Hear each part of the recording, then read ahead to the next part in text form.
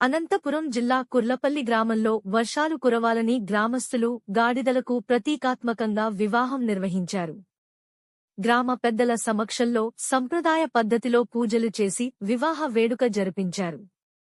వర్షాభావంతో ఇబ్బందులు పడుతున్న రైతులకు ఉపశమనం కలగాలని ప్రత్యేక ప్రార్థనలు చేశారు. గ్రామస్తులు పెద్ద సంఖ్యలో పాల్గొని మంచి వర్షాలు కురవాలని వర్షదేవుడిని వేడుకున్నారు.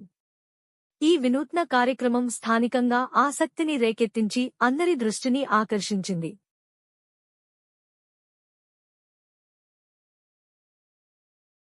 పొయ్యి గడిగి ఆడవాళ్ళకి ఎట్లా ఒడిబియ్యం ఇస్తామో అట్లా ఆడిగాడికి ఒడిబియ్యం వేయాల.